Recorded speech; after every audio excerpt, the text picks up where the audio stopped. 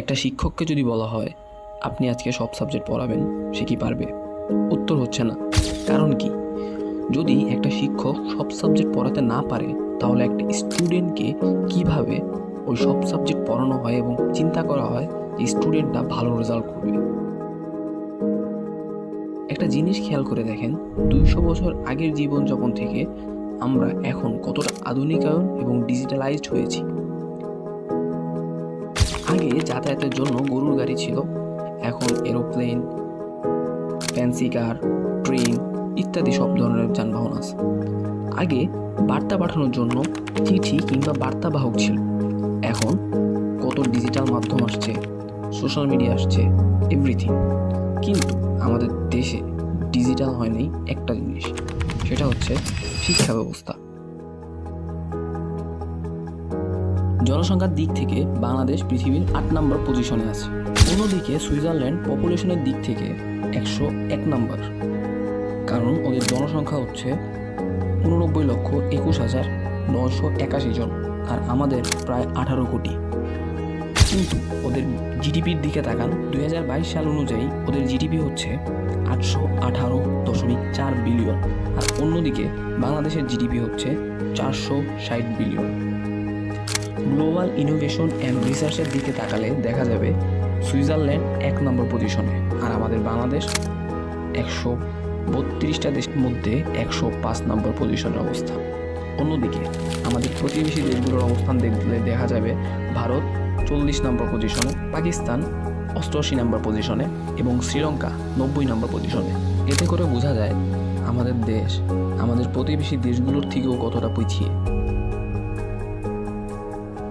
দেশের জনসংখ্যার প্রায় 60% হচ্ছে 0 থেকে 25 বছর বয়সী। তাহলে বোঝা যাচ্ছে এরা হলো ইয়ং জেনারেশন। ইয়ং জেনারেশনকে যদি proper education, information and implementation করা যায়, তাহলে দেশের অবস্থানটা কোথায় দাঁড়াবে আপনি একবার চিন্তা করেন। এডুকেশন তাহলে কতটা স্মার্ট হলো? এডুকেশন সিস্টেমটা মেনলি আনলো কারা এবং কেন? রিজন হচ্ছে দাস প্রথা। ইংরেজরা কি কখন আপনাকে লিডার হওয়ার জন্য এডুকেশন সিস্টেম চালু করেছে? উত্তর না। তারা ওয়ার্কার জেনারেট করার জন্য এই এডুকেশন সিস্টেমটা চালু করেছে। কজ তাদের কাছে লিডার এবং ইনোভেটর পার্সন আছে, কিন্তু ওয়ার্কার নেই। সমাজে কোনো কিছু পরিবর্তন করার দরকার হলে পাঠ্য বইয়ের লেখা এবং শিক্ষার যে সিস্টেম তা চেঞ্জ করো। প্রতিনিয়ত শিক্ষা ব্যবস্থা চেঞ্জ, পাঠ্য বই চেঞ্জ। আপনি যদি দেখেন তাহলে বিগত কয়েক বছরে আমাদের দেশে শিক্ষা ব্যবস্থাটা কতবার চেঞ্জ হয়েছে। পাঠ্য বইগুলোর দিকে যদি একবার তাকান, 9-10 বইগুলোতে কিংবা 6-7 বইগুলোতে, তাহলে বুঝতে পারবেন যে দেশের পাঠ্য বইগুলোর অবস্থা কেমন। তাহলে বুঝতেই পারতেছেন গত কয়েক বছরে দেশের শিক্ষা ব্যবস্থার মান কোথায় গেছে। এই বাজে শিক্ষা ব্যবস্থার জন্য শিক্ষার্থীদের যে শিক্ষার আগ্রহ তা প্রতিনিয়ত কমে যাচ্ছে। আপনি আপনার আশেপাশের শিক্ষার্থীদের দিকে তাকালে দেখতে পারবেন তাদের পড়াশোনার ইন্টারেস্ট কতটা কমে গেছে। এটা 1-2 দিনে হয়নি, বিগত কয়েক বছরে এই জিনিসটা ইম্প্যাক্ট করছে। একটা শিক্ষার্থীর অনার্স মাস্টার্স শেষ করতে করতে প্রায় 25 থেকে 27 বছর লেগে যায়। তাহলে জীবনের প্রায় বিশাল একটা সময় কেটে যায় শুধুমাত্র এই শিক্ষা ব্যবস্থার জন্য।